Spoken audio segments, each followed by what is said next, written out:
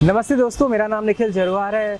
SNC तजुर्बा में आपका स्वागत है। Manage by Karmaraj digital agency. आज हम लोग मराठा मंदिर आए हैं।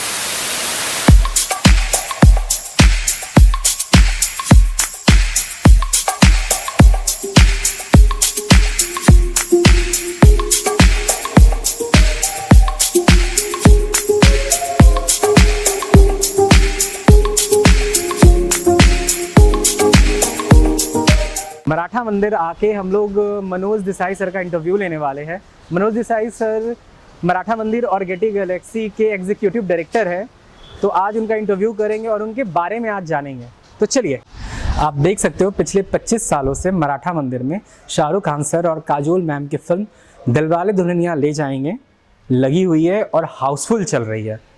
और भी बहुत सारी बातें आज हम मनोज सर से करने वाले हैं, तो लेट्स गो।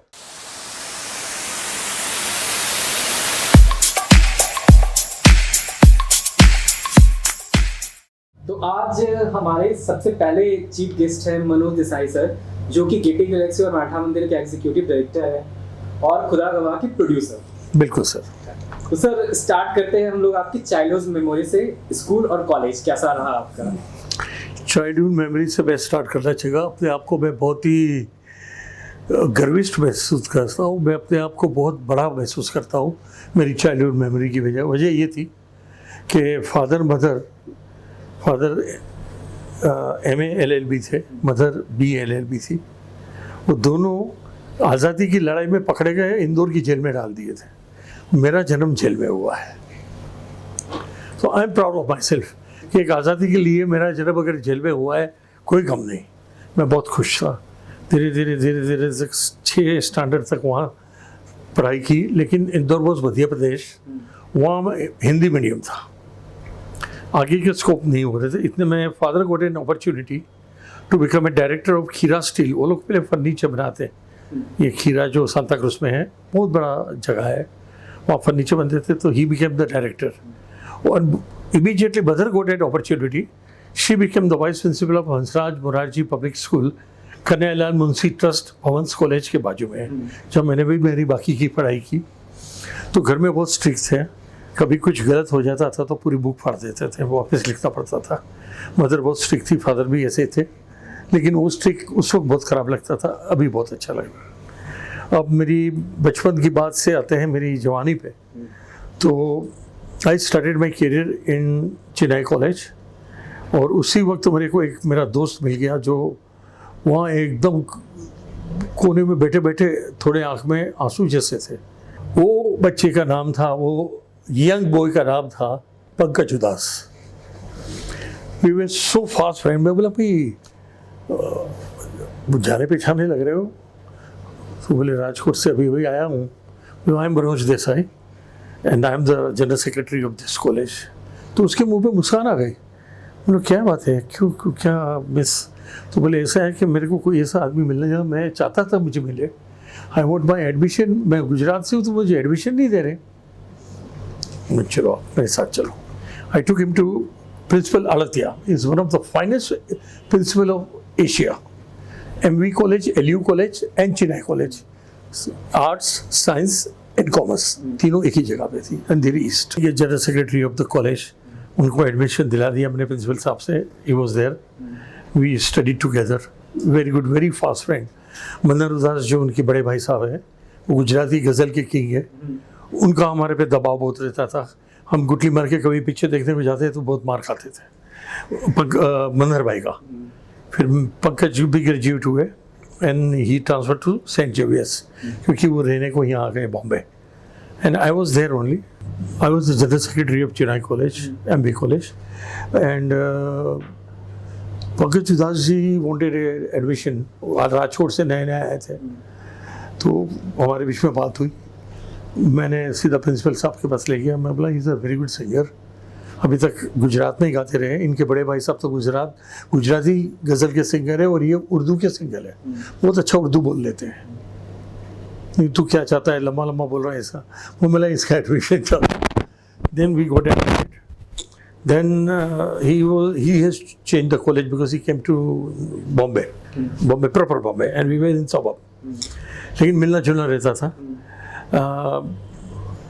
ग्रेजुएशन के टाइम पे आई नो एक साल में डांस एंड म्यूजिक सोसाइटी थी यूनिवर्सिटी बी रोड चर्चगेट, वहाँ हम लोग का परफॉर्मेंस ज़बरदस्त रहे।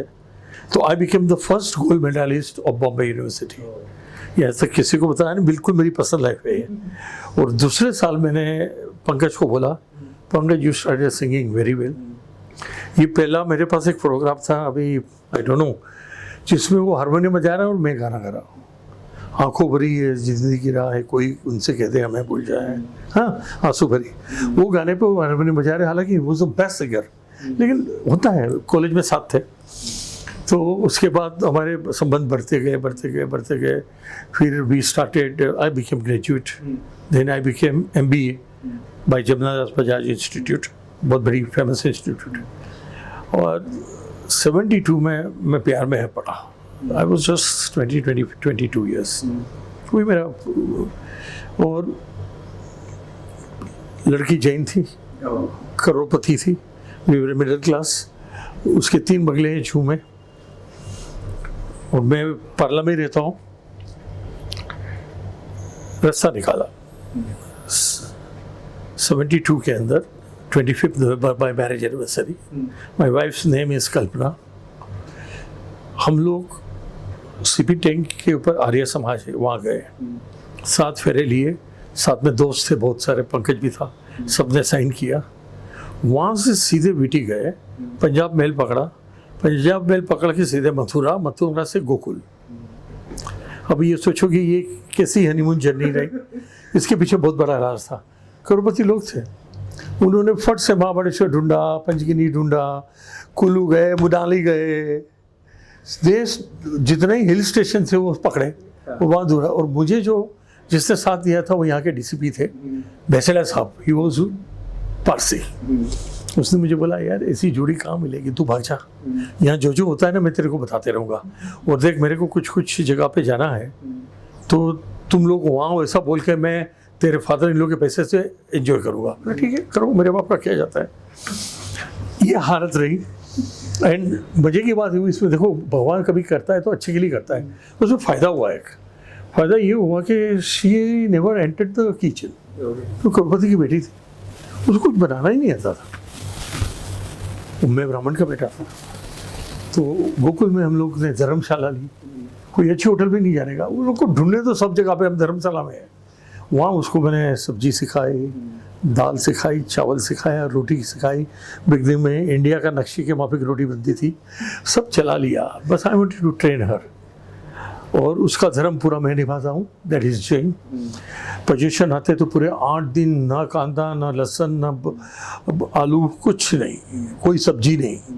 वो 8 दिन उसका संभालता हूँ, वो 365 दिन मेरा संभालती है, मेरे भगवान संभालती है।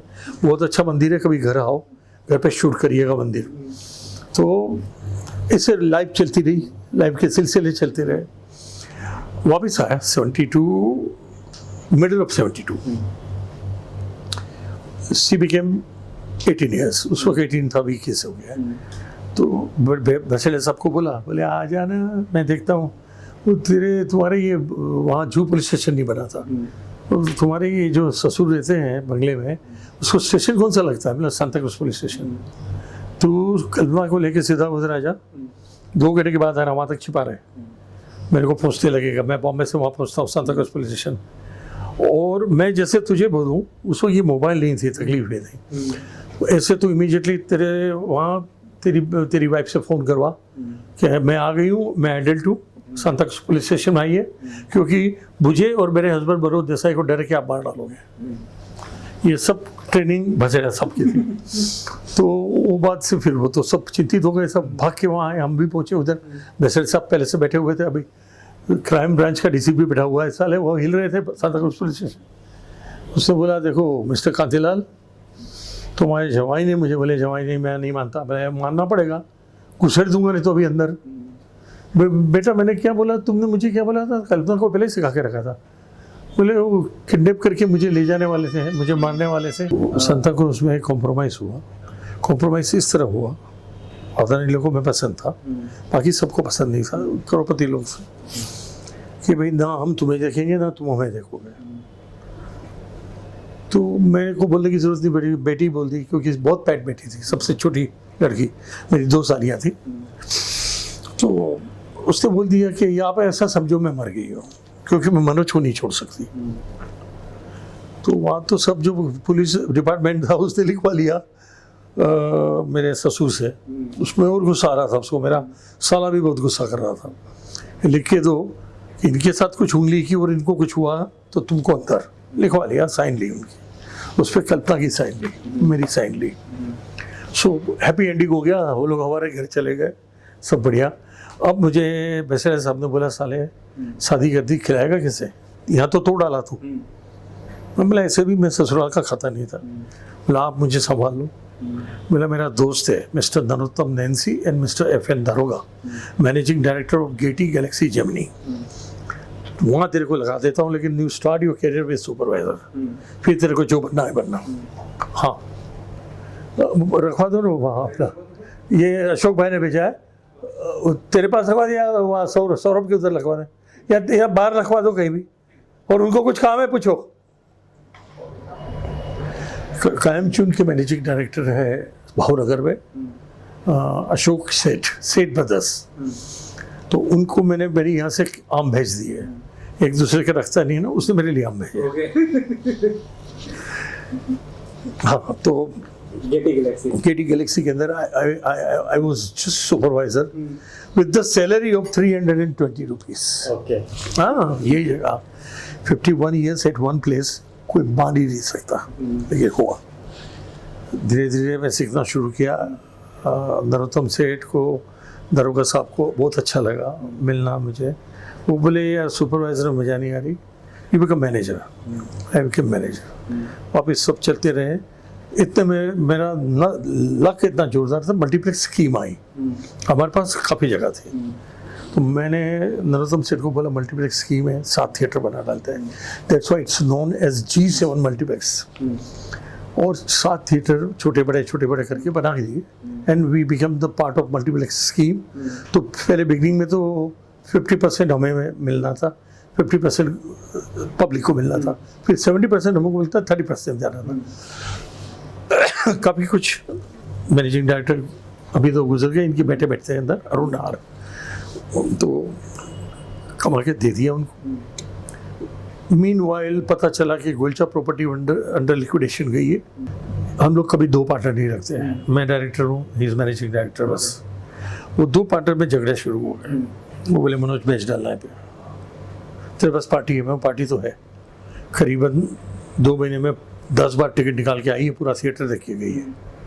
और दे आर NRIs, और उनका एक दिल्ली में बहुत बड़ा थिएटर लजपत नगर में अलंकार सिनेमा उनका है।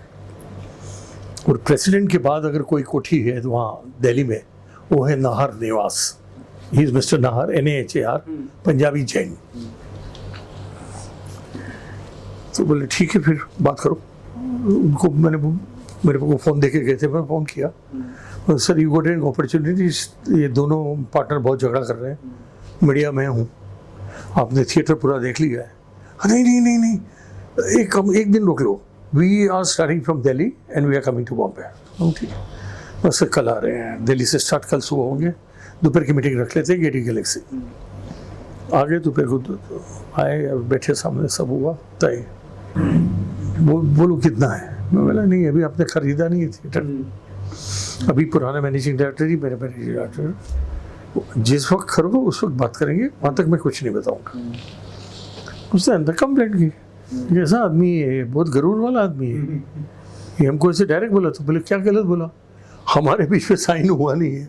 मनोज क्यों बताएगा तुमको? मनोज वो बताएगा, साइन होते मैं बोलूँगा, बुलाऊँगा उसको, मनोज ये थिएटर भी इनको दे दिया है, फिर वो बता देगा सब आपको। वही हुआ, कुछ आधे पौने घंटे में साइन हुआ। वो मुझे बुलाया, मैंने धीरे से जेब से निकाला एक पेपर और दे दिया उनको। पेपर था रजिस्ट्रेशन। तो जो बड़े नाहर साहब थे ये, वो बोले हमने मांगा रिज़ाइन। बोले यूजुअली जब भी मैनेजमेंट चेंज होता है तो रिज़ाइन ले लिया जाता है, कोई मुझे मांगे उसके पहले मैं दे दूँ, मैं चाहता हूँ। नहीं, ये तुम्हें एक चीज़ पे हम बहुत पसंद आए, तुमने बाकी का हिस्सा बताया नहीं। तो इतने डेडिकेटेड हो तुम्हारे पुराने मैनेजिंग डायरेक्टर को, तो आप रहोगे, but now you become the executive director from manager, और तुम्हें सब संभालना है, जितना कचरा है सब निकाल दो और जो अच्छे हैं रखो, और आपको कुछ देना है। तो नरोत्तम सेठ वो बैठे थे, बहुत कॉटन किंग है, मर गए, वो गुजर गए।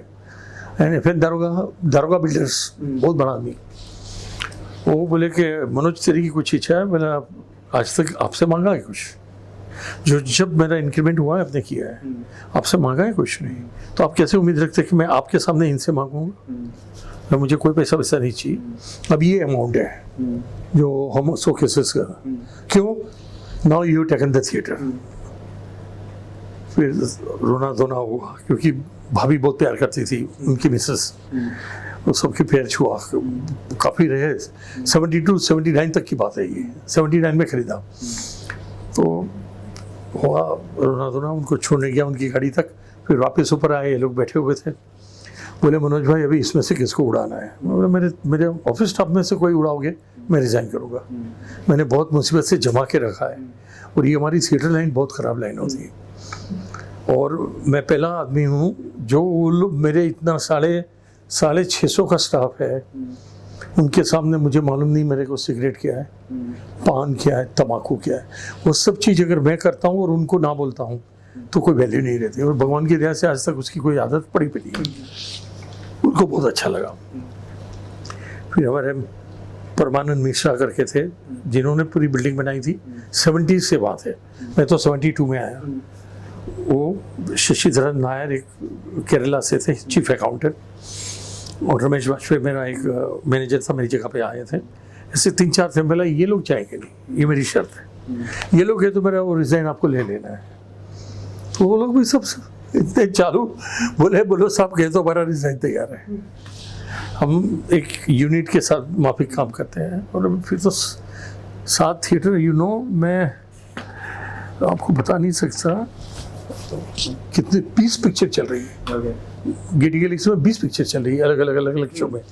बोले का मतलब ये कि बहुत तकलीफ होती है। जरा गेटी गैलेक्सी का प्रोग्राम लेके आओ, उसके पास होगा।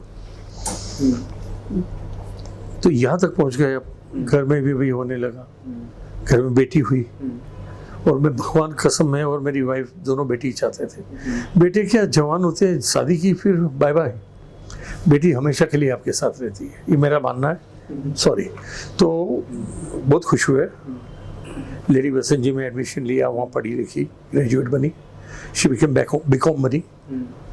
फिर हमारे घर पे बाकी हमारे जो संस्कार देने थे, खाना पकाना जो कल्पना नहीं जानती थी, उसके बाद तो 32 पकवान बनाती थी, वो सब उसको सिखाया।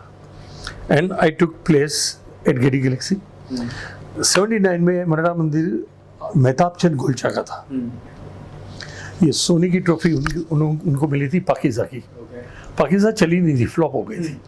लेकिन पाकिज़ा के तीसरे दिन मीना कुमारी जी मर गई, और ये गोल्डन जुबली हुई। तो फिर बाकी की तो ट्रॉफीज आप देख रहे हैं सब।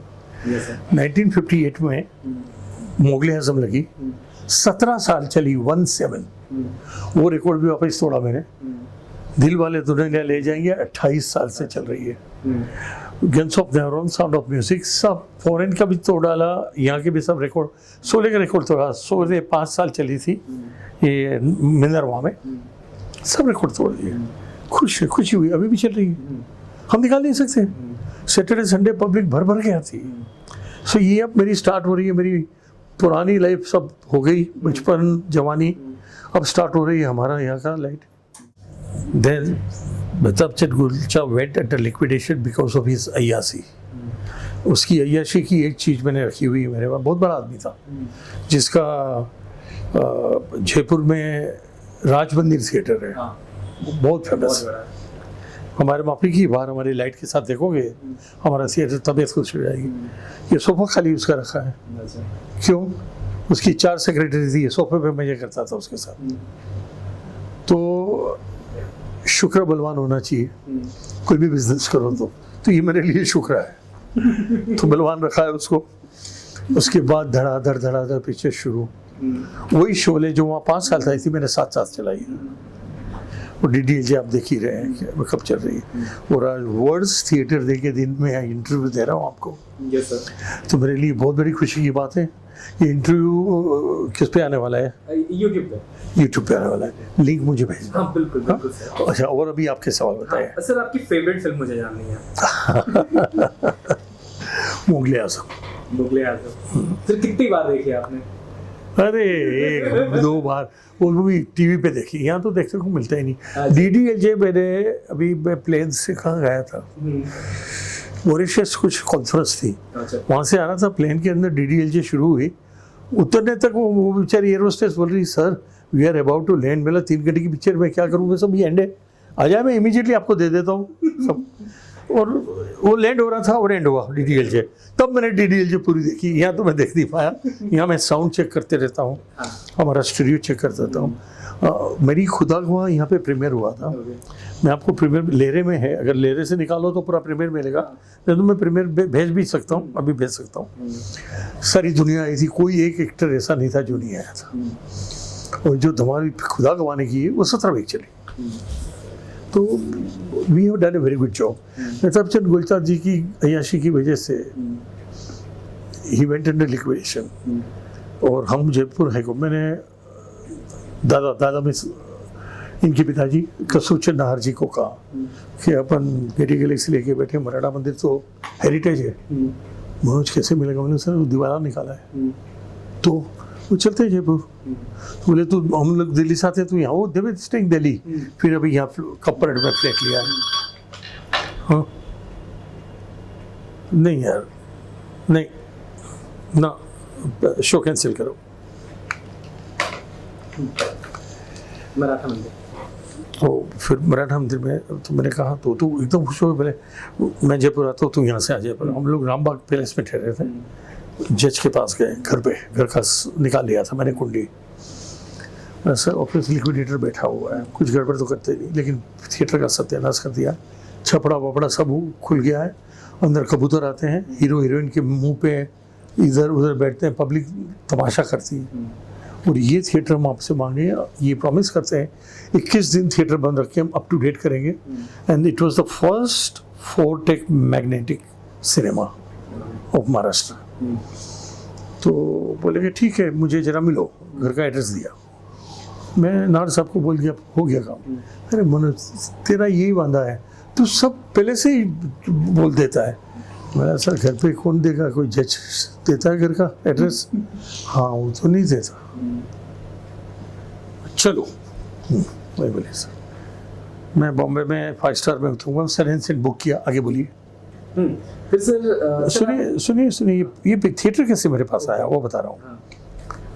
सन एंड सेट में बुक किया उनको, ऑफिस लिक्विडेटर को बुलाया, यहाँ का पेंडिंग जो था वो, और साथ में शर्त रखी 21 दिन बंद करके हम इसको अप टू डेट करेंगे। और थिएटर हमारे पास आ गया। कुछ वाइट की बड़ी रकम, उसका इनकम टैक्स चुकाना था, वो हमने जयपुर में रखी। और ऑफिस लिक्विडेटर जिसको सन एंड सेट में चेक इन किया था, उसको उस जमाने में 79 10 लाख रुपए दे दी, सब साइन सील्ड। ये और थिएटर 3 नवंबर 1979 ये थिएटर मैंने ले लिया, और ये थिएटर के साथ जोड़ दिया। और फिर जो भी डिस्ट्रीब्यूटर था, जो भाई मराठा मंदिर में है तो वहाँ भी ये आई है, ये सब चालू हो गया। Miss till today I have talk to you, जब मैं ये सब कुछ किया ये। मीनवाइल एक चीज़ रह गई बताना, मैंने अभी तो काइंड परमिशन ऑफ मिस्टर कसूर चंद नाहर, खुदा का वाक़ा मुझे अपॉर्चुनिटी आया। एक दिन ऐसे ही दिवाली में, हर दिवाली में अमित जी के वहाँ जाता हूँ, हमारे घर जैसे रिलेशन है। और अभी ये समर आएगा, उनको आमरस ढोकला गुजराती बहुत पसंद आता है, तो जया भाभी और दोनों घर पे आएंगे अभी, क्योंकि उनका बंगला वही है जलसा, और मैं लजपत राय रोड यानी विलेपाला स्टेशन रोड पे रहता हूँ। आएंगे, ये पूरा खाएंगे, दबा के खा के फिर चले जाएंगे। उनके साथ करीबन 500-600 फोटोग्राफ है घर के मेरे, हर साल होता है। तो रिलेशन भी ऐसे बना है, सब कुछ किया। जंजीर पिक्चर देखते देखते उनको क्या हुआ मालूम है, मुझे पठान रोल कर रहा है, पूरी स्टोरी लिखी पठान। और पिक्चर भाई एक फ्रेम देखिए सर, आप दिमाग काम नहीं करेगा सर। है वो बहुत ही क्लासिक फिल्म है वो, आप देखिएगा प्लीज पूरी पिक्चर मेरे खाते में। मैं पूरी पिक्चर देखी है, पूरे दिमाग में वो छपी हुई, एक एक फ्रेम उसका, एक एक डायलॉग आपने देखी? Yes sir. खुदा गवाह सर और कुछ खुदा गवाह के बारे में आप खुदा गवाह के बारे में ये कि सात फिल्म फेयर अवार्ड हमने तय किए। मैं और अमित जी साथ में बैठे हुए थे और अब्दुल रऊफ आया फिल्म फेयर का एडिटर जो मर गया अभी, और बोले कि मनोज भाई 2 अवार्ड बाकी है, बेस्ट हीरोइन बेस्ट हीरो। तो बेस्ट हीरोइन तो सीधे ही हो गई है। बेस्ट हीरो में कंपटीशन है अनिल कपूर की तू रूप की रानी चोरों का राजा और आपकी खुदा गवाह। तुम क्या चाहते हो? वही यहाँ का जो अभी कॉकटेल पार्टी होगा उसका बिल आप भरो। अमित जी सुन रहे थे, अमित जी ने ऐसे मुँह किया, बोले Rauf let me talk to Manoj, you just sit there. बोले मैं अमिताभ बच्चन बेस्ट हीरो का अवार्ड खरीदूंगा और तू खरीदेगा? मेरे पास तो पैसे नहीं हो तो आप ही देंगे। अरे नए भाड़ में गया, तुझे मालूम है एक बात मैं बताता हूँ। बुलाया यूँ करके, he was the production controller of Anil Kapoor. भाई आज तेरे वहाँ इतनी लाइट क्यों है तेरे बंगले पे? क्यों? बेस्ट एक्टर का अवार्ड हो गया है, तय हो गया है, हमारा फिट हो गया है सब। अच्छा मुझे बुलाया कि नहीं? मनोज को बुलाया कि नहीं? अरे सर मोस्ट वेलकम, पूरी रात कॉकटेल चलता रहेगा। हाँ हमको जाना तो था नहीं, ना वो जाते ना मैं जाता। उन्होंने मुझे बोला क्यों खरीदना नहीं है, वो खरीद चुका है। फिर अभी अब्दुल रऊफ ये अपने कंपटीशन लगाया, सर वो 70 लाख दे रहा है, आप 80 लाख दीजिए। मनोज भाई 80 लाख दे रहे हैं, आप 90 लाख दीजिए। खुद कमाएगा, फिल्म फेयर कमाएगा। नहीं मिला है तो क्या अमिताभ बच्चन मिट जाएगा? तू मिट जाएगा? ये सलाह उन्होंने दी, दैट वाज द बेस्ट। हम लोग ने लिया ही नहीं वो। बहुत क्लिपिंग चला अमित जी, क्योंकि अमित जी ने एक ट्रिक दिया, रॉब को बुलाया, बोला अनिल कपूर को बेस्ट एक्टर का अवार्ड दूंगा, मैं दूंगा। के स्टेज पे मैंने फिर जो पब्लिक के बीच में हंगामा है, बोले गलत अवार्ड है। वही वो करना चाहते थे Amit ji. Amit ji very diplomatic. Chilli हो रही है जोर से, वो अनिल कपूर पैर पकड़ के शर्मिंदा, मैं शर्मिंदा हूँ, अमित जी के पैर पकड़ा। बोले मनोज पे क्या बीती होगी? मैं बाजू में खड़ा था। नहीं मैं मनोज भाई को भी कुछ नहीं, अभी जो हो गया। अमित जी नहीं चाहते बेस्ट, आप ले लो। अमित जी ने उसको बेस्ट एक्टर का अवार्ड दिया। सब उस जमाना में मालूम नहीं आपने पढ़ा कि नहीं, सब पेपरों में आया था। The award has been purchased. Sir industry के फर्स्ट आप हैं जो इतना क्लियरली बता रहे हैं। कोई बताता नहीं, क्योंकि रिलेशन अंदर की बातें। मेरे इंटरव्यूज देखते हो आप? हाँ ये सर देखता हूँ, फिल्म फेयर के। हाँ देखता हूँ मैंने जो एक इंटरव्यू दिए हैं, इसमें ये टाइम मैंने अक्षय को और करण को जो गालियाँ निकाली, मुझे अभिजी का फोन आ गया, अरे यार तू इतना कचरा कर दिया करण का। करण यहाँ बैठा है यार, मैंने उससे पिक्चर क्या बनाई, वो खुद करोड़पति है। यश जौहर जी जिसमें आपने अग्निपथ बनाई, वो करोड़पति आदमी था। हाँ तो बोला पिक्चर बनाए तो पब्लिक हमें गाली देती है, हमारी सीट फाड़ती है, तो मैं बोलूँगा नहीं। बहुत दबा के बोला था मैं। वो इंटरव्यू देखा कि नहीं? सर देखा। बोलिए अभी और क्या है? सर आपके बारे में सोशल मीडिया पे इतने कम क्यों है? मतलब कि आप नहीं, मैं सबको बताता हूँ। हाँ। ये हाँ। कुदरत की एक मेहरबानी। मालूम नहीं तुम दोनों में मैंने क्या देखा कि मेरी पूरी लाइफ, और ये लाइफ स्टोरी आएगी तब बहुत मजा आएगी। हाँ। क्योंकि किसको मालूम नहीं है। हाँ, बिल्कुल। Nobody knows this. सर एक बहुत ही थोड़ा सा टफ सा क्वेश्चन है कि बोलो। हिंदी फिल्म इंडस्ट्री इतनी बिजनेस ओरिएंटेड क्यों हो गई है? मतलब कि डायरेक्टर या फिर आर्टिस्ट या राइटर ओरिएंटेड क्यों नहीं? इसकी भी मैंने इंटरव्यू बहुत जबरदस्त दी है। हाँ। बॉलीवुड में थूक लगा के राइटर लिखते हैं स्टोरी, प्रोड्यूसर थूक लगा के डिस्ट्रीब्यूटर को भेज देता है। जो शूटिंग 30-40 करोड़ में होनी चाहिए, उसको 2-3 करोड़ में खत्म करके रिलीज कर देता है। मरता कौन है? डिस्ट्रीब्यूटर भी हमसे पैसे लेता है, एग्जीबिटर भरता है। गुस्सा आया हुआ था, भाड़ में क्यों खुदा गवाह खराब नहीं हुई? खुदा गवाह में 2000 लगे हुए थे अमूल के बड़े बड़े बोर्ड। क्या लिखा था मालूम है? हमेशा हाउसफुल है, खुदा गवाह है। मेरे लिए लिखा था, मेरे पिक्चर के लिए। टिकट नहीं मिलती थी। यहाँ भी वही था। वो लहरे में से वो मेरा वो प्रीमियर जो इधर हुआ ना, वो भूलना नहीं। हाँ, वो मैं वो लगाता हूँ। नहीं तो मैं भी आपको दे सकता हूँ, ऐसी बात नहीं है। नहीं वो सर मैं नहीं लूँगा, मैंने देखा है लहरे में है वो। सर पहले के डिस्ट्रीब्यूशन और आज की डिस्ट्रीब्यूशन में कितना क्या? पहले के डिस्ट्रीब्यूशन में और पहले के प्रोड्यूसरों में बहुत फ़र्क था।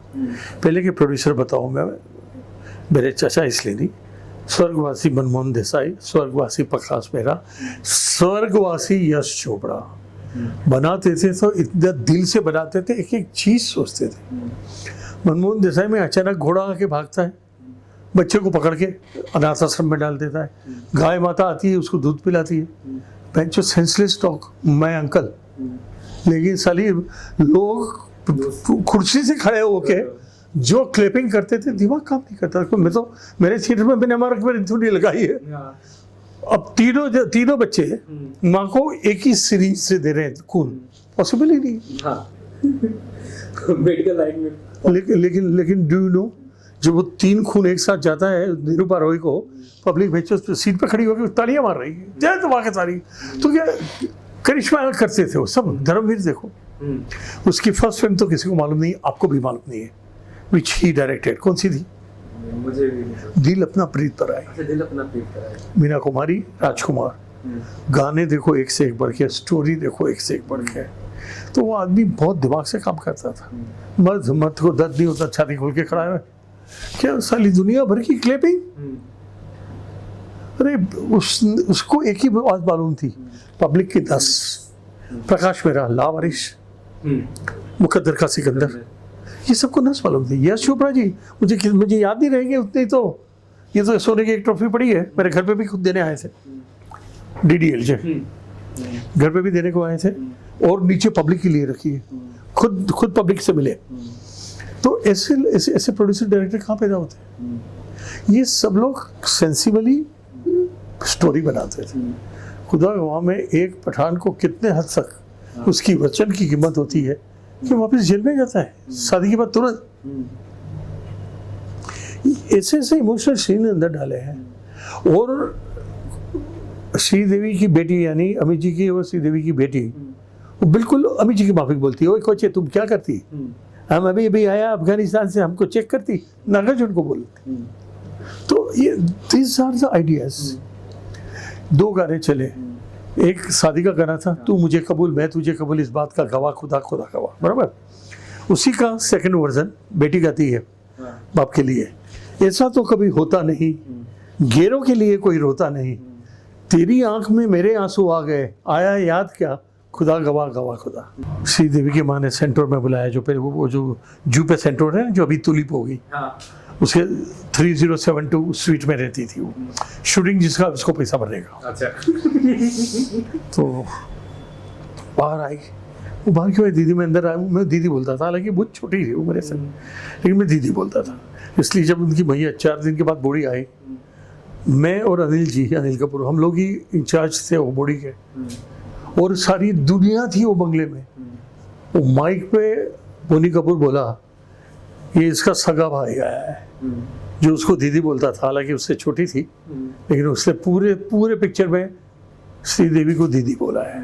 तो क्या ऐसे रिलेशन बनते थे। उनकी माँ ने बोला, आयो जी हम हमारी बेटी के नहीं बैठता, मेरे नहीं बेचता, कौन करेगा, डुप्लीकेट करेगा। मैंने नहीं, अमित जी भी बुशकशी कर रहे हैं, and she is a rider, वो घोड़ा बहुत अच्छा चलाती है श्रीदेवी, मुझे मालूम है। आप ऐसा तुम हमको लिख के दो, लिख के क्या देने का, आप बोलो ना, अभी मैं तेजी बेचत जी से जा रहा हूँ, हाँ तो हमारी बेटी को कुछ हुआ तो तुम्हारी वाइफ भी मर जाएगा। अरे मैं खुद मर जाएगा, सब मर जाएगा, लेकिन परमिशन दे दो। तो ये पहली फिल्म है श्रीदेवी जी की, वो बाजू में बैठी थी, जिसमें हाईएस्ट काम अमित जी के सामने उसका है, क्योंकि मदर भी वो है, डॉटर भी वो है। बाकी वो तुरंत बोली उसकी माँ को, तमिल में बोली, लेकिन मैं समझा। गिरफ्तार, आखिरी रास्ता, मम्मी जी की क्या काम था, खाली घर आने का, उनकी माँ बनने का, चले गए। हाँ। ये पहली पिक्चर है जिसमें मुझे चांस मिला, उनको बराबर ठीक करूँगी।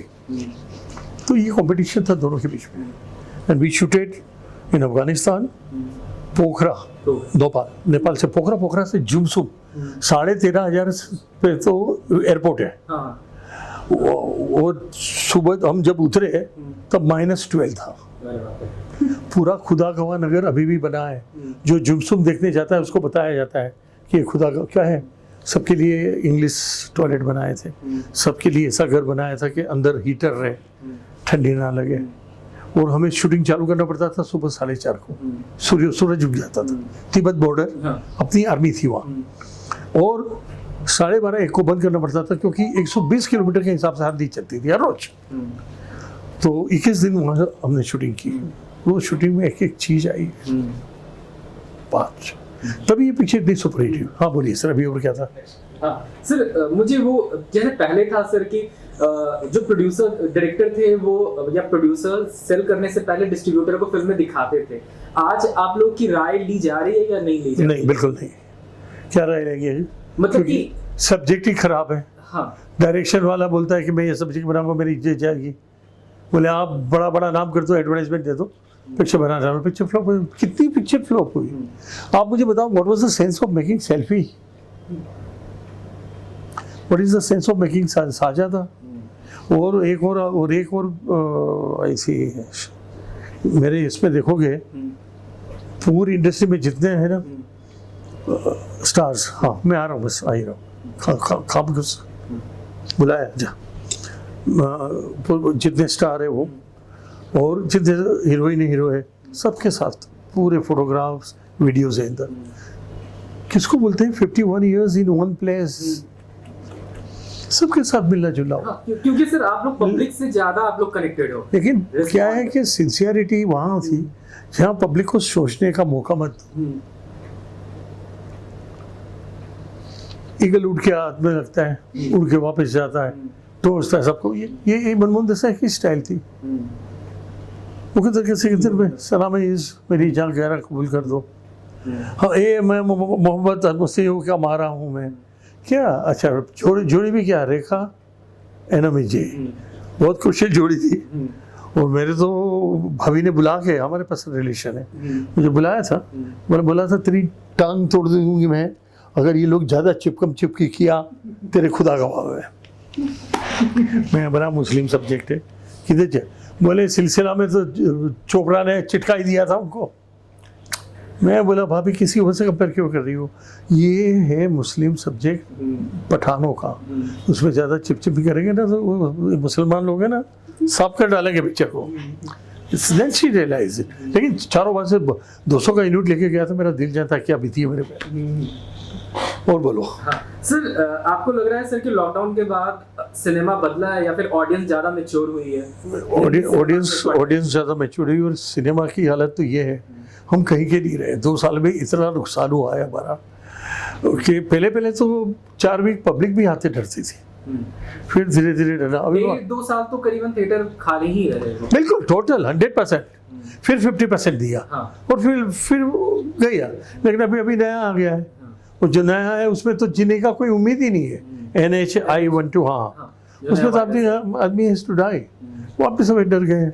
मैं सब जगह पे रखता हूँ अभी। सर कॉर्पोरेट आने से सिनेमा, अपनी हिंदी सिनेमा कितनी ज़्यादा प्रभावित हुई है? क्योंकि साउथ वाले कॉर्पोरेट को घुसने नहीं दिए, तो उनके कंटेंट, उनके डायरेक्शन, उनकी। एक ऐसा सवाल था जो मैं अवॉइड करना चाहता था आपसे, वो सवाल पे आ गए। You are very smart. ऐसा है कि हम लोग ने मिनिमम रेट ही रखे हैं, हम लोग रेट बढ़ाते नहीं है।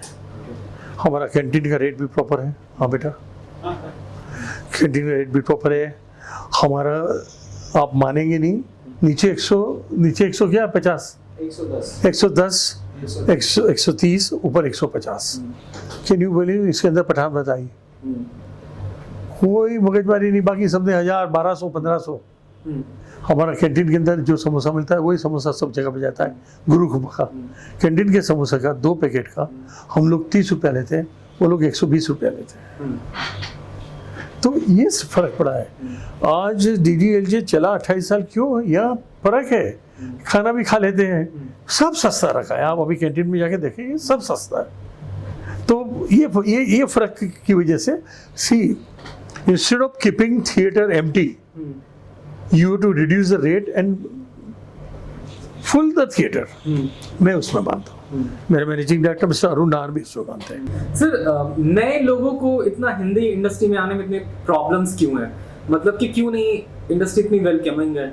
जैसे अब कंपेरिजन अब हिंदी सिनेमा और साउथ इंडस्ट्री में हो रहा है, उन लोग ज़्यादा वेलकमिंग है अपनी लैंग्वेज, अपने लोगों को अप टू डेट। हाँ, स्क्रीन पे up to date, dialogue up to date, music up to date. पहले म्यूजिक अपने को समझ में नहीं आया, हम दूसरी तरीके से बनाते हैं। Editing up to date, action up to date, romance up to date. वो यहाँ नहीं है। ओके। या कोई बड़ा एक्टर बोल देगा कि मुझे जरा उसके साथ ज़्यादा लिबर्टी लेगी, प्रोड्यूसर हिजड़े के माफिक बोलेगा हाँ लीजिए लिबर्टी। ये गलत है। वो बॉलीवुड इसलिए ख़त्म होते जा रहा है। पहले इसलिए मैं बोला ना, पहले के जो थे मनमोहन देसाई जी, प्रकाश मेहरा जी, यश चोपड़ा जी, क्या पिक्चरें थी। यश चोपड़ा जी की कितनी ट्रॉफी है कभी कभी उसका, अब उसका कितनी ट्रॉफी उसकी है, ये बाजू भी देखिए। तो दे वर मेकिंग द फिल्म्स, उनकी फिल्म्स के पीछे संदेश होता था, मैसेज होता था। मैसेज ही नहीं, फेंक देना है पिक्चर को बस। ये गदर 50 वीक्स, अनिल शर्मा पिक्चर ऐसी बनाओ जो जिसमें हम we go with the frame, वो पिक्चर कामयाब होती। सर आप कैसे इम्प्रूव हो सकता है, कुछ उम्मीद?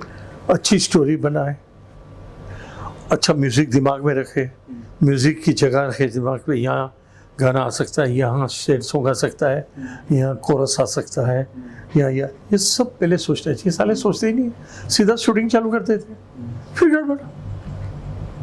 मद्रास में ये सब सोचा जाता है, खाली स्क्रिप्ट घर पे भेज के लोग नहीं, उसके बाद उनका वर्किंग चालू होता है। हीरोइन को बुला के, आपने लास्ट 3 महीने में सुसाइड देखे कितने हुए? हाँ। कितनी हीरोइन आज ही हुई है, जो भोजपुरी की सबसे खूबसूरत है। और ऐसे कितने क्यों हो रहे हैं? डिप्रेशन। प्रोड्यूसर बोलता है नहीं आपको होटल में आना पड़ेगा, मेरे साथ सोना पड़ेगा। This is stupidity. मेरी खुदा गवाह पूरी बनी विथ 400 डांसर्स, आप देखिएगा। कभी जिंदगी में मैं इसके सिवा कोई बात नहीं की। जो भी सर गुड मॉर्निंग सर, क्योंकि उनका producer good morning good morning good morning, किसी को इतना छूना ना कुछ नहीं। हाँ, कभी सी बोलती थी इसने बहुत अच्छा डांस किया, तो आई अप्रिशिएट, हाँ मैडम आपने बहुत अच्छा डांस किया, बस दैट्स ऑल। और कुछ सर एक है सर, बहुत अंदर जा ही नहीं पा रहा हूँ। ओके सर, एक फीमेल डायरेक्टर को किस तरह से ये किया जाए कि इंडस्ट्री में और फीमेल डायरेक्टर आए, क्योंकि अभी जितने भी फीमेल डायरेक्टर है वो सारे के सारे अपने इंडस्ट्री के ही हैं। वो तो जो न्यू कमर है, क्योंकि स्ट्रगल में सारे लोग दिखते हैं, लेकिन वो उस मुकाम तक नहीं पहुंच पा रहे। जिस दिन प्रोड्यूसर ने पूना इंस्टीट्यूट को परफेक्ट माना, दूसरी 3-4 इंस्टीट्यूट बॉम्बे में भी है, उसको परफेक्ट माना, और उसकी कोई भी लड़की डायरेक्टर को एक छोटा सा शूटिंग देने का डॉक्यूमेंट्री के साथ, और उसमें वो क्या करती है वो देखने का। अगर वो जबरदस्त हो जाती है बस पीछे मुड़ के देखने की जरूरत नहीं, लेकिन वो करते नहीं है ना, ये सब करते नहीं है। एक लास्ट क्वेश्चन सर, नहीं आपका लास्ट खत्म नहीं हो रहा है। बस लास्ट सर, अपने दैनिक जीवन के बारे में सर, कैसे सुबह उठे फिर और क्या क्या? सुबह उठ के सबसे पहले पेपर देखता हूँ। पेपर पर मैं पिक्चर की पब्लिसिटी में मनोज देसाई की थिएटर का नाम है कि नहीं वो देखता हूँ। नहीं नाम हुआ तो विनय चौकसी जो चलाता है उसकी माँ बहन सुबह वही कर लेता हूँ। फिर आफ्टर दैट न्यूज़ देखता हूँ, मोस्ट इम्पोर्टेंट न्यूज़ सब देख ली है, फिर इमीडिएटली गो फॉर बाथ, पूजा 20 से 25 मिनट की पूजा होती है, और उसके बाद खाना खाया के सीधा इधर। और इसमें मैंने ये रखा है, सोमवार को मराठा मंदिर, मंगलवार को गेटी गैलेक्सी, बुधवार को मराठा मंदिर, गुरुवार को गेटी गैलेक्सी, शुक्रवार को मराठा मंदिर, शनिवार गेटी गैलेक्सी। तो वहाँ भी संभालना पड़ता है, वहाँ 6 थिएटर है। Thank you sir, all the way. मैं ये मेरा पहला एपिसोड है आपके साथ, चालू रखना ये। मैं बहुत खुश हूँ, आप दोनों को मैं बहुत मुबारकबाद देता हूँ। Best of luck, wish you all the best. और मैं चाहता हूँ कि मैं इसके अंदर भी सिल्वर जुबली करूँ आपके साथ, वापस आप आओ, वापस मेरा interview low. All the best, have a nice day.